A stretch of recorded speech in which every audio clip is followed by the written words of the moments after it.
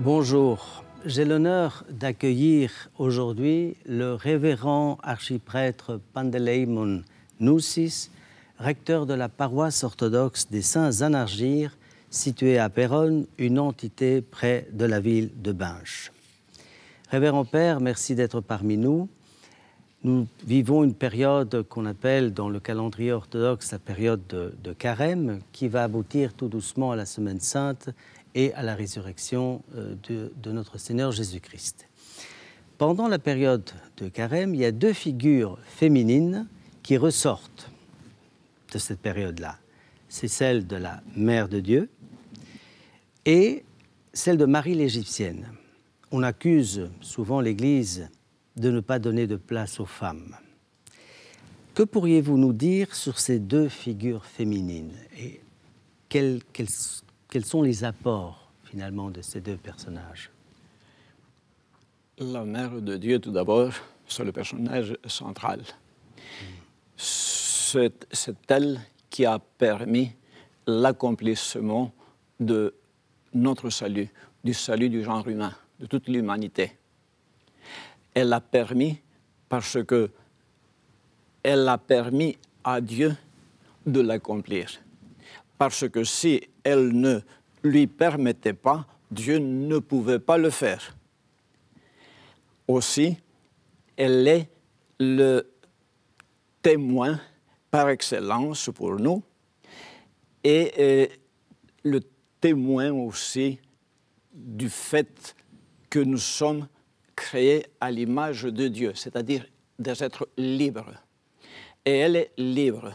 Et nous exerçons notre liberté jusqu'à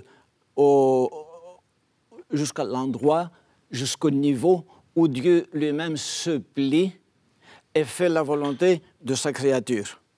Donc il y a une égalité maintenant ici entre Dieu et l'homme.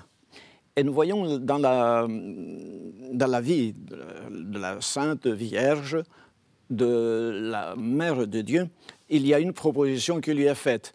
Veux-tu devenir la Mère de Dieu? Et il dit que cela se fasse. Que ta volonté soit faite. Que ta volonté soit faite. Comme nous disons aussi dans le Notre Père, que ta volonté soit faite. Mais il le dit de tout son cœur. Et pour toujours. Et Dieu voit cela.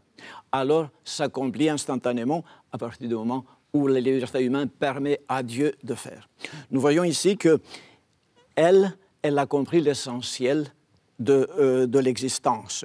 C'est que l'existence humaine, c'est une relation intime entre Dieu et l'homme.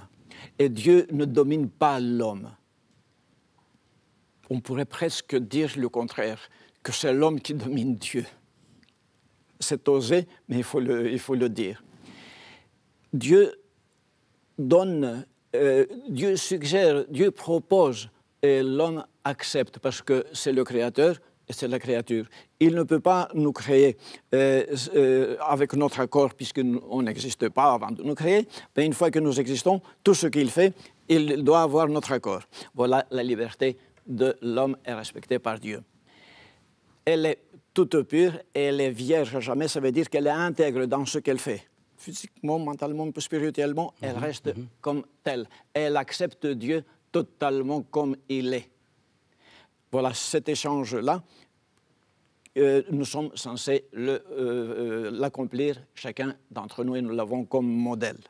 Et Sainte, je ne peux pas faire long dans quelques minutes, mais Sainte Marie l'Égyptienne, nous voyons à l'opposé au départ, c'est une prostituée. Rien de pur, elle ne pense qu'à son plaisir, à elle-même et c'est tout. Et puis elle a voulu entrer dans le temple, là, à Jérusalem, et là, elle n'a pas su y entrer dans cet état-là. Quelque chose l'a empêché. Une force l'empêche de rentrer. Une force l'empêchait. Alors elle a compris que dans l'état où il était... Marie l'Égyptienne, pour un peu la situer, pour ceux qui ne connaissent pas, a vécu 3e siècle à Alexandrie. Oui. Et donc, elle vit vraiment cet événement. Elle veut rentrer dans l'Église et elle se sent carrément arrêtez, freinez. Arrêtez quelque chose. Que fait-elle? Elle se dit, il y a quelque chose qui ne va pas. Elle se repent. Et pour se repentir, elle va dans le désert. Elle va faire le clair de ce qui se passe. La Mère de Dieu, elle est entrée toute petite dans le temple de Dieu. Et là, elle devient même le temple de Dieu elle-même. Ce qui est censé être pour chacun d'entre nous. Et Marie l'Égyptienne va dans le désert pour se purifier, pour retrouver le temple de son corps, de son âme, de son être, et là, faire place à Dieu, pour que Dieu fasse aussi la demeure en elle. Donc voilà qu'elle est parvenue. Et d'ailleurs, à la fin de sa vie, quand le Saint-Père Josimas, qui est allé faire un pèlerinage dans le désert, elle l'a rencontré, elle allait vers lui, elle le voyait, et pour passer vers lui, il y avait le Jourdain qui était là. Comme elle ne pouvait pas passer naturellement passant, elle a marché sur les eaux, comme le Christ autrefois, et elle est allée jusqu'à ce qu'il lui apportait la communion. Nous voyons que tant qu'un être humain commence à se centrer sur la personne de Dieu, alors là, les lois de la nature se plient, sont dépassées. Et on peut être dans n'importe quel état, eh bien, on devient un homme nouveau. C'était le cas de Marie l'Égyptienne qui est devenue vierge après. Aussi paradoxal que cela puisse paraître, parce que nous sommes des êtres nouveaux. Et d'autres femmes comme ça, puisque vous avez parlé de femmes dans l'Église. Mais nous voyons plus tard, après la résurrection du Christ, le Christ apparaît à qui? À ses disciples. Tout d'abord aux femmes. Aux femmes. Aux femmes myrophores. Qui sont allées sur la tombe, qui n'ont pas vu les obstacles, leur faiblesse, leur manque, etc. Elles ne savaient pas, mais elles l'avaient accompagné déjà auparavant jusqu'à la croix. Alors que les disciples, les hommes, eux, ils se cachaient. Elles ont affronté le danger. Elles étaient là à la crucifixion. Et au tombeau, les disciples, ils étaient toujours enfermés. Elles sont allées au tombeau, soldats ou pas, on va y aller, on verra. Règle ou pas, etc. Règle ou pas, ils y vont aller. Et voilà qu'elles voient les premières le Christ ressuscité.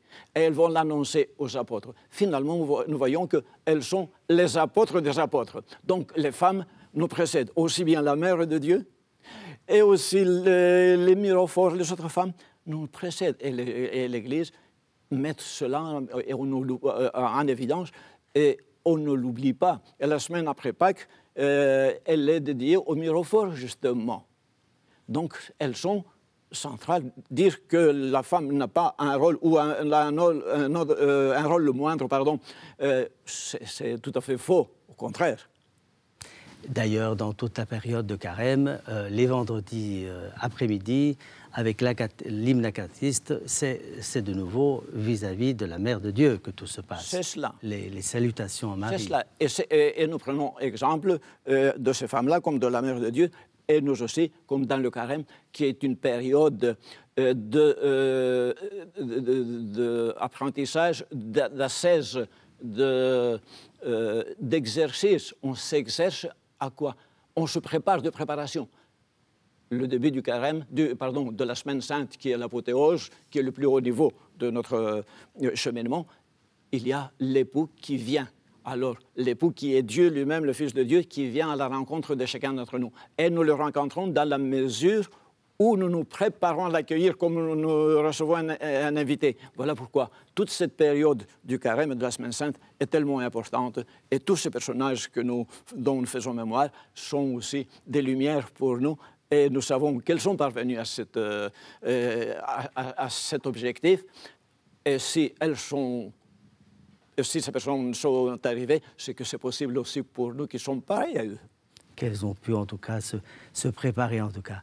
Un grand merci, Révérend Père, pour votre présence et le partage que vous avez accepté de faire avec nous. Je voudrais vous souhaiter une bonne fin de carême et une bonne semaine sainte. Merci. Et à nos auditeurs aussi, nos téléspectateurs, à toutes et à tous, une bonne fin de carême. Que la grâce du Seigneur puisse vous accompagner afin de vivre du fond du cœur votre personnelle Pâques illuminée, en tout cas pour chacun de vous. Merci beaucoup.